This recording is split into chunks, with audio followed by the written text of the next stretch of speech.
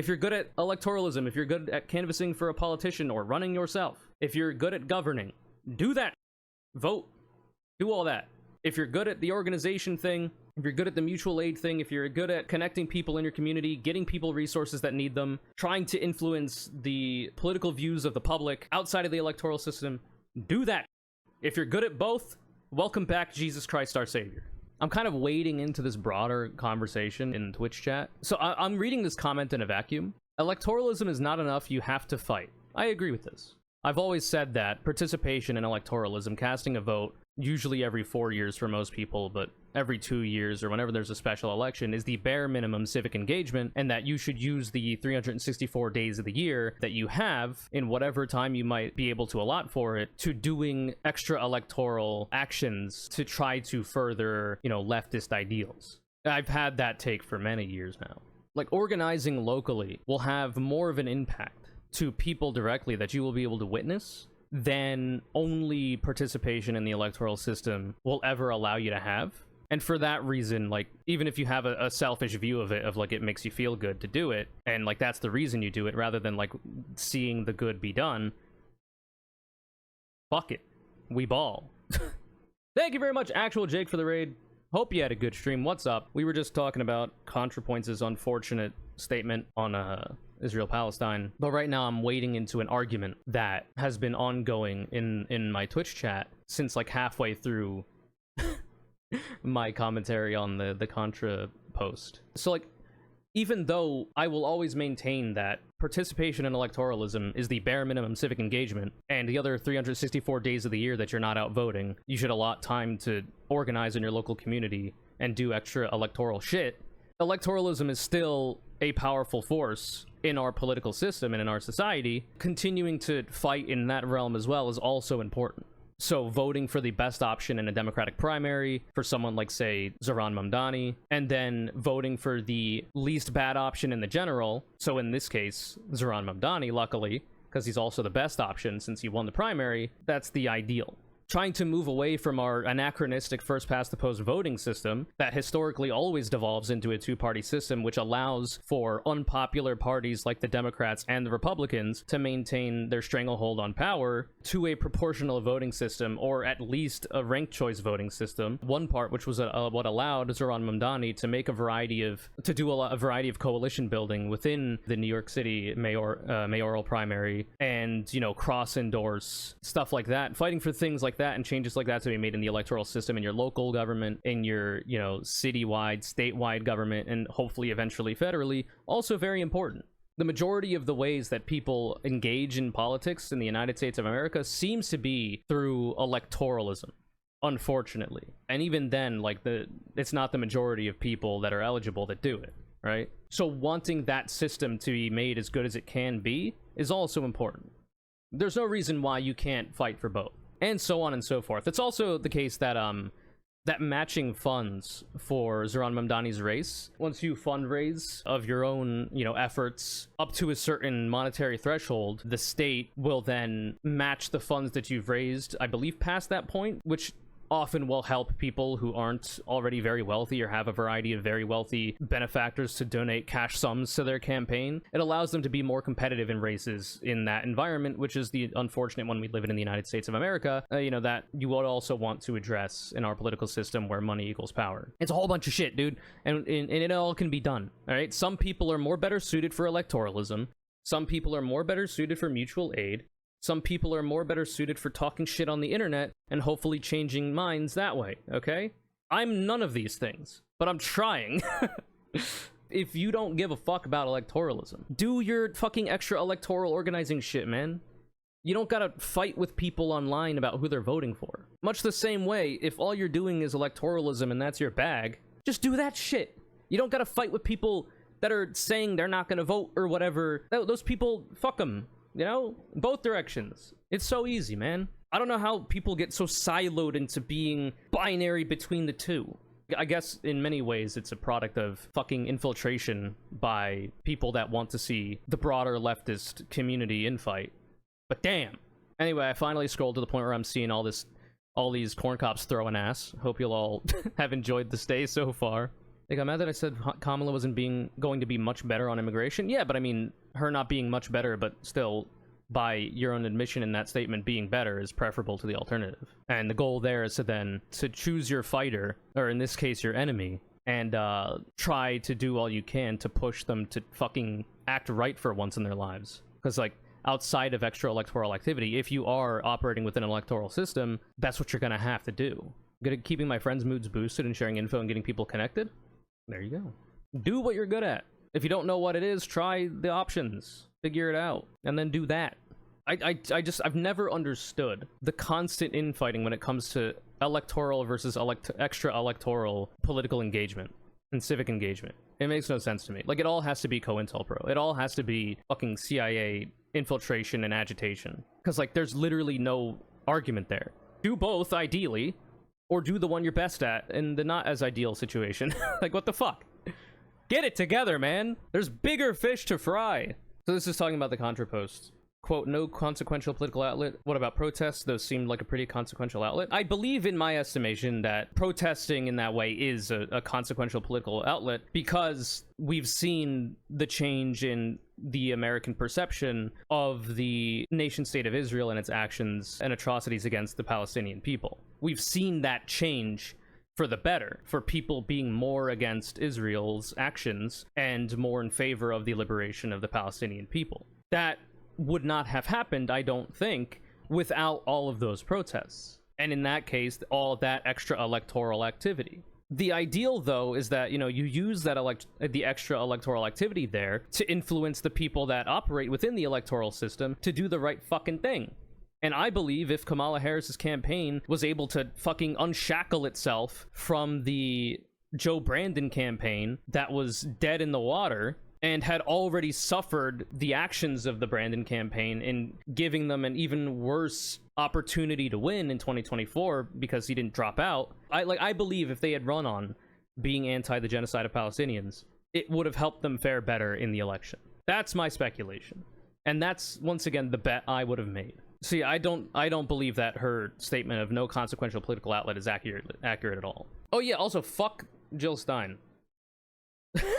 And the Green Party. They perform worse than the fucking Libertarian Party. And partially, the systematic reason for that is the first past the post voting system. In a proportional voting system, or at least a ranked choice voting system, third parties would then become mathematically viable, but in our current system, they are not. So, like, if you're gonna participate in electoralism at all, you shouldn't be using it on fucking dead weight like that. And that's not even considering the fact that, in my view, Jill Stein as a politician is actively predatory and works against the interests of left-wing causes, either wittingly or unwittingly.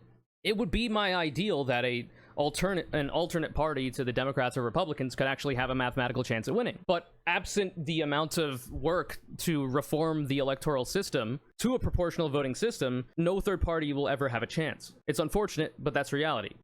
A lot of people who vote third party are trying to skip a whole bunch of really difficult steps, and it ends up just being hot air. Fucking sucks, but that's the way it is. Like, the way that Jill Stein and the Green Party in this most recent election, in my view, weaponized the suffering of the Palestinian people. It was just, like, I had already not liked the Green Party. It was just the nail in the coffin for me on their political acumen. Because it's one thing to want to use your incredibly minute amount of political influence as the Green Party to try to move the Democrats to the correct position of being against the genocide. The way that they went about it didn't seem like that's what they were trying to do. It seemed more like they were trying to just hurt the Democratic Party in spite of that. Like, I'm never gonna tell you who to vote for. That's between you and God. But I will give you information and my perspective on, you know, why that wouldn't be a choice I would make in terms of voting for the Green Party. And I've said it in the past. It's an unfortunate stain on my record of participation in the electoral system. But in 2016, because my calculation was, I'm in a safe blue state in New Jersey, it's going to go to Hillary Clinton. Historically speaking, it has always gone to the Democrat. So I'm just going to cast a protest vote for Jill Stein. Maybe the Green Party gets to the amount of votes it needs to get federal matching funds, and then maybe that could be an effort to hopefully get a different electoral system than first past the post because of their power to influence the Democrats, etc., etc. It didn't work out. If I was in fucking Florida or Pennsylvania, I would have just held my nose, voted for Hillary Clinton, and then gotten really fucking high when I got home to try to forget that I had to make that choice. But because I was privileged enough to be in a blue state that was going to vote for her, I thought maybe I could try to get the federal matching funds things to happen. They barely broke 1%, okay? It was a mistake on my part. I've admitted this in the past. So, like, this is not somebody who's, like, always vote blue no matter who, you know? It's not somebody who's going to, like, shame you for having voted for the Green Party or whatever. I feel shame for my own fucking vote for the Green Party in 2016, okay? But I did it with the acknowledgement of being in a safe state. Because even then I understood that Democrats are the only mathematical alternative to Republicans, as unfortunate as that is. And had I been in a swing state, I would have just held my nose and voted for a fucking Clinton. But that, I also just, I don't view my casting of a vote and my participation in the electoral system as, like, emblematic or representative of myself as a person, or like a compromise of my values. Like, if that's how you feel about your casting of a vote for a politician, fair enough. I might disagree with you. I might give you, you know, my takes and listen to yours when it comes to how you got to that point of view. But for me personally, voting for me is just whoever the least bad option is. The other 364 days of the year, you do shit extra electoral to try to make the world a better place, because you have more days in the year to do things outside of the electoral system in your political engagement, in your civic engagement, than you do days in the year to fucking cast a vote. And goddamn, does it require more time to do the extra electoral shit. More time and energy, frankly. Unless you're volunteering for electoral campaigns and canvassing or whatever.